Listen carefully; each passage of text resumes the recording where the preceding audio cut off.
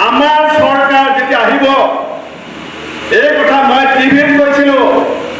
আজি মই শিৱসাগৰৰ ৰাইজক খাতি কৰি পেলাই কংগ্ৰেছ সভাপতি হিচাপে মই শপত লৈছোঁ, কংগ্ৰেছ চৰকাৰ হোৱাৰ 100 দিনৰ ভিতৰত SIT গঠন কৰি এই দুৰ্নীতি ভ্ৰষ্টাচাৰৰ প্ৰত্যেকটো সম্পদ ৰাইজৰ ৰাজধানীলৈ ঘূৰাই আনিম।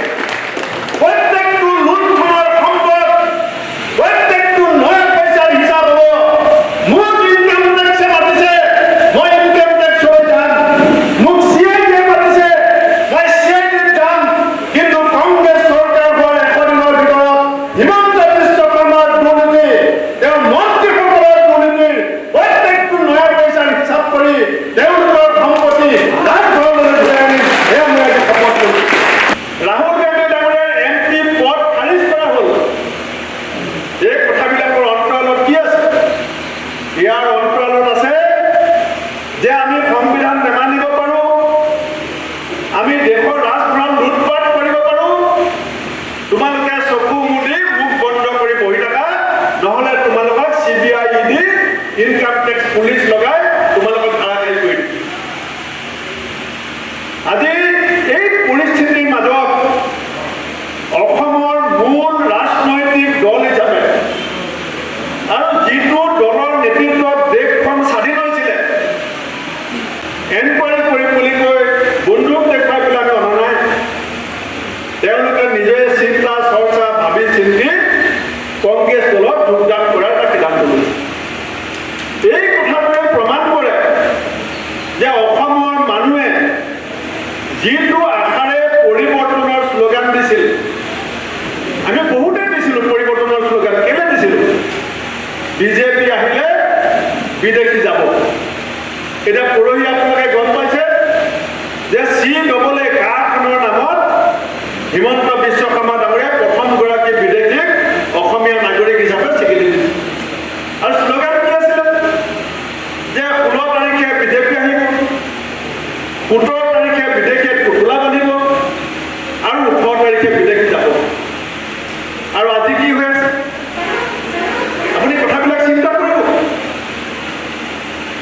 মোদী ডাঙৰীয়া আহিছিলে আমাৰ দৰঙত ইলেকশ্যনৰ কেম্পেইনিং কৰিবলৈ 2014 চনত।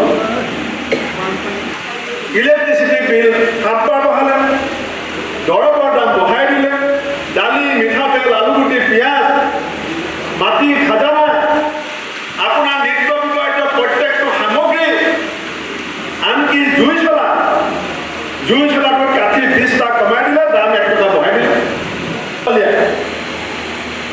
SS আলুৱালিয়া ডাঙৰীয়াই গুৱাহাটীত প্ৰেছ মিট কৰিছিলে যে মানৱেন্দ্ৰ শৰ্মাৰ হত্যা গোচৰ, 1000 কোটি ডিমা হাছাও কেলেংকাৰী, এইবিলাক আৰু সাৰদা কেলেংকাৰী, এইবিলাকৰ তথ্য কাৰ্পেটৰ তলৰ পৰা উলিয়াই আনি ইয়াক বিচাৰ কৰি পেলাই দোষীক হেণ্ডকাপ লগাই গুৱাহাটীত খোজকাঢ়ি লৈ যায়।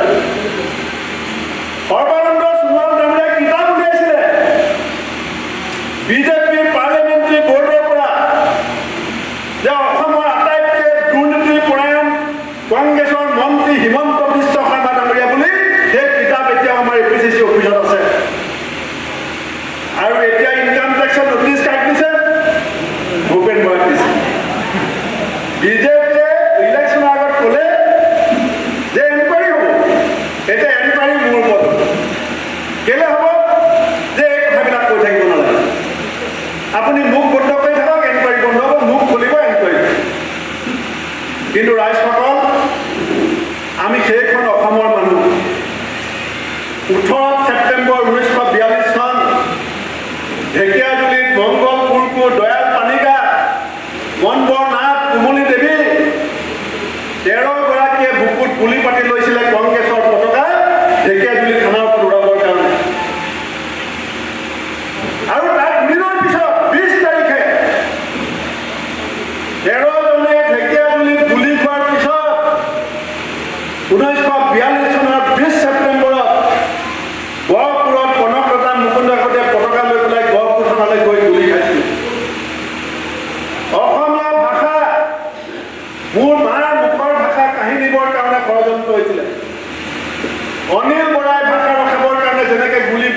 হৈছিলে এই দৰঙৰ মুজামিল হকেও নিজৰ বুকুৰ কেঁচা তেজ অসম মাতৃৰ